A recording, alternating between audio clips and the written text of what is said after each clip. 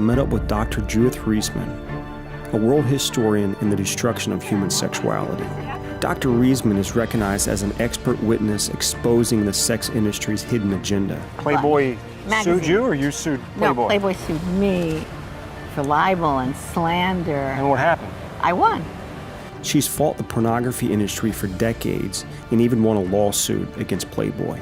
So how did we get here to where we're at today?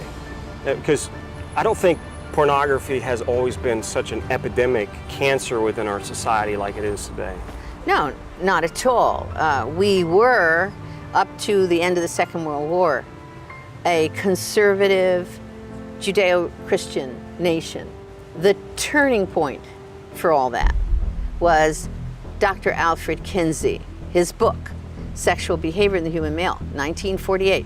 He was the father of the sexual revolution, and therefore the father of everything that has come from that. And certainly one of the key things was pornography. Dr. Alfred Kinsey ushered the destruction of our nation's moral code with his books, Sexual Behavior in the Human Male and Sexual Behavior in the Human Female, known as the Kinsey Reports. The world recognized him as the leading scientific expert on human sexuality. The reports claimed that humans were sexual from birth, and that what we deemed as immoral sexual behavior was actually normal, thus making it moral. Once a biologist who studied gall wasp, Kinsey's obsession with sexuality led him to found the Kinsey Institute for Sex Research at Indiana State University. What people to this day are not aware of were the methods he used to collect his data. And I looked at the graphs that he provided, 30, 31, 32, 33, 34 tables. And I said, wait a minute, that's a 2-month-old baby. How does he know a 2-month-old baby did or did not have an orgasm? And then table 34, a 4-year-old child, 26 orgasms in 24 hours. That's an around-the-clock experiment. Wow, that's torture. That's torture, you bet. He also actually employed bona fide pedophiles to do what they did to children for his so-called data. Kinsey wanted to prove that we are sexual from birth, so it wasn't surprising that he drew his data from pedophiles, rapists, and murderers. They were the perfect sample because obviously a rapist pedophile will have a skewed perspective on sexuality, convincing himself that his victim finds pleasure in the act of being raped. Using a stopwatch and a ledger, they recorded their sexual experiments, systematically molesting thousands of young children under the guise of science. This research was compiled in his books, Sexual Behavior of the Human Male and Sexual Behavior in the Human Female. He said I had 196 pre-adolescents under 12, and he broke them up into 6 categories. And fainting, convulsions, screaming, writhing, striking what he called their partner, that's somebody who's raping them, okay?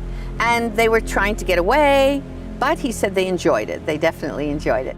The research in Kinsey's books were partly based on the collection of data and confessions of a Nazi pedophile during World War II, Dr. Fritz von Balusek, who raped hundreds of children.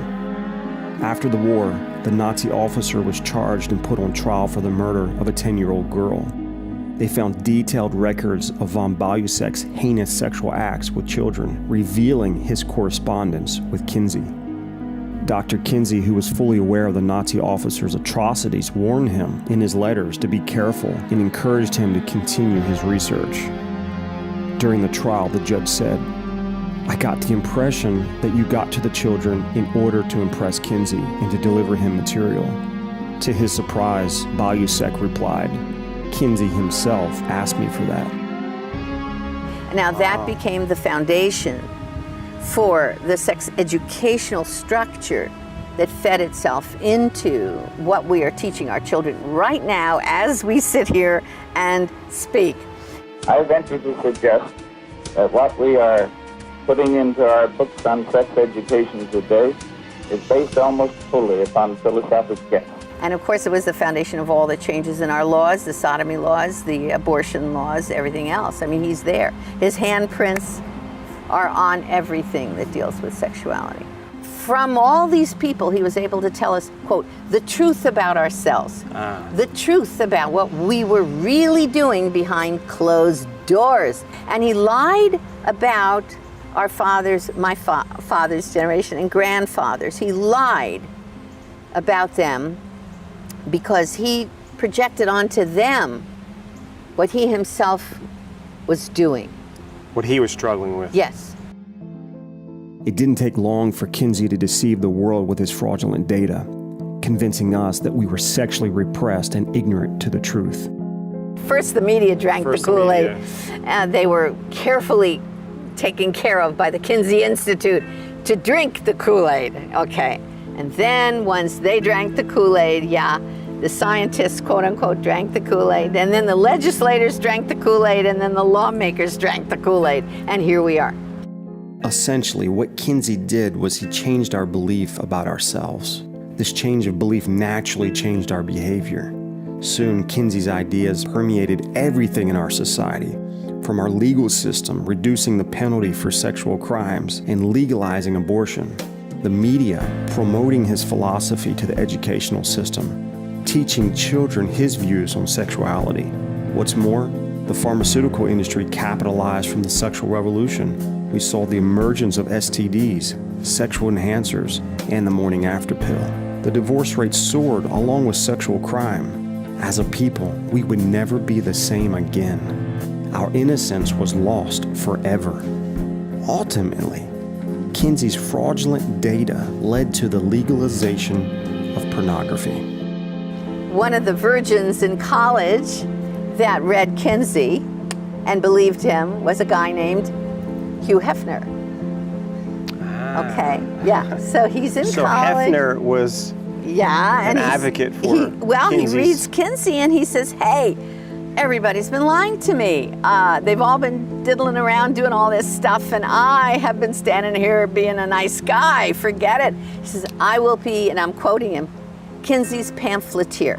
I will be Kinsey's pamphleteer. Really? So from there, he began to advocate for changes in law, and he created a magazine called Playboy, which then he said would reflect what Kinsey had found about human sexuality. In his fraudulent data.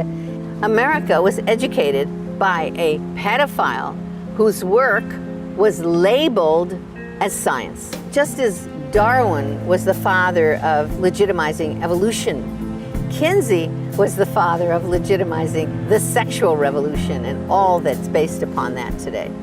Sure enough, Hefner was true to his word. Not only did he popularize pornography on a global scale, he also helped to legalize it. I want a congressional investigation of Kinsey. At some point, we may, in fact, be able to get a public to be aware that they've been raped. The whole nation has been raped. That is what's happened to us. We have been raped, and you cannot expect to survive a rape without a great deal of illness, pain, and trauma.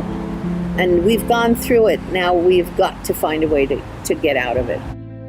So whatever happened to Kinsey?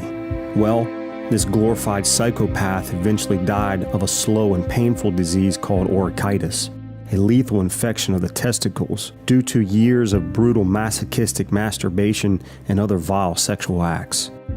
How ironic. The preacher of sexual liberation died from following his own message.